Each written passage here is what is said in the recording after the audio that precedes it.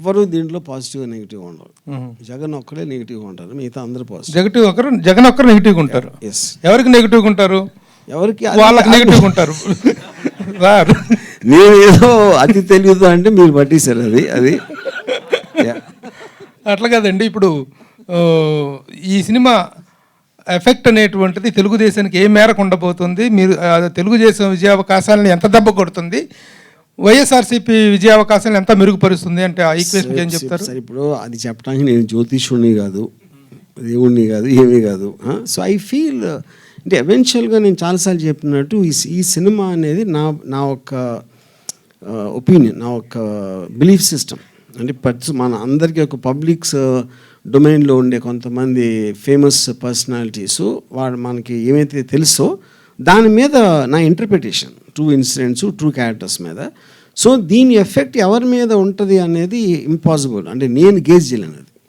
గతంలో ఎవరు చేశారంటే నాకు ఒక అద్భుతమైనటువంటి అపురూపమైనటువంటి ప్రపంచ ప్రఖ్యాతిగాంచిన వ్యక్తి నాకు సెన్సార్ విషయంలో చేశారు, దావూద్ ఇబ్రహీం హెల్ప్ చేశాడన్నారు. ఇప్పుడు ఎవరు చేశారు సార్? ఇది స్వర్గీయ ఎన్టీఆర్ గారు చేశారు.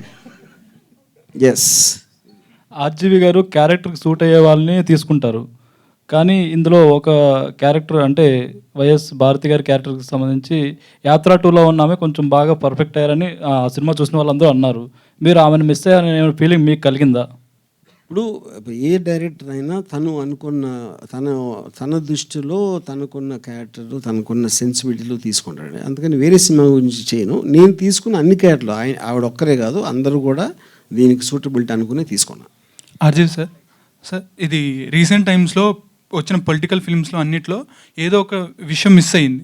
అంటే క్యారెక్టర్స్ మిస్ అవ్వడమో లేకపోతే పార్టీస్ నేమ్ కానీ చేంజ్ అవ్వడమో ఏదో ఒకటి జరిగింది. మీరు మాత్రం ట్రైలర్ చూస్తుంటే ప్రతి విషయం ఎలా ఉందో అలా తీసినట్టుంది అండ్ అదే ప్రొజెక్ట్ చేసినట్టుంది. సో దానికి గల కాన్ఫిడెన్స్ ఏంటి? సెన్సార్ నుంచి ఏమైనా ఇష్యూస్ రాలేదా? అంటే ఇప్పుడు సెన్సార్ ఏం చెప్పింది, మేము చేసాం అనేది అది ఇప్పుడు అనవసరం అండి, ఎందుకంటే అది అయిపోయింది.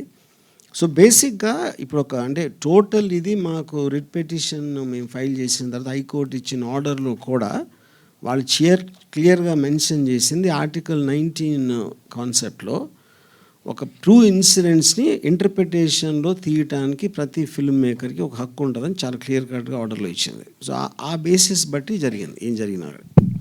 రాము గారు, ఒక క్వశ్చన్ అండి.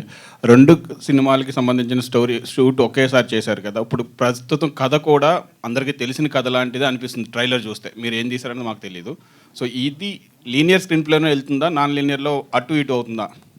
I mean more or less linear అండి, బట్ సమ్ పార్ట్స్ ఉన్నాయి, చాలా చిన్న పార్ట్స్ నాన్ లీనియర్ ఉన్నాయి. కిరణ్ కుమార్ సార్, ఒకేసారి 2 వారం తర్వాత వారం రిలీజ్ చేస్తున్నారు కదా, ఇది థియేటర్స్లో ఎన్ని థియేటర్స్ మ్యాక్సిమం వేద్దాం అనుకుంటున్నారు? ఆంధ్ర తెలంగాణ కలిపి ఆల్మోస్ట్ 500+ థియేటర్స్ చేద్దామని ఆలోచన. ఇది 2 మూవీస్ కంటిన్యూటీ. అంటే ఇక్కడ వ్యూహం సినిమా ఒకవేళ హిట్ అయ్యి సెకండ్ వీక్ కూడా కంటిన్యూ అయితే అప్పుడు శపథానికి 100% పెద్ద హిట్ అవుతుంది. శపథానికి థియేటర్లు తగ్గుతాయి కదా. కంటిన్యూషన్గా ఆంధ్రాలోనే 1200 థియేటర్స్ ఉన్నాయండి. పెద్ద హీరోల సినిమాలు ఏమి ఆ డేట్స్లో ఎక్కడ రిలీజ్ అయ్యే దరిదాపులో లేవు. దాని తగ్గట్టుగానే భగవంతుడు అన్ని మనకు సమకూర్చినట్టు ఉంది ప్రస్తుతం సిచ్యువేషన్. భగవంతుడు లోకేష్ కూడా. Okay sir.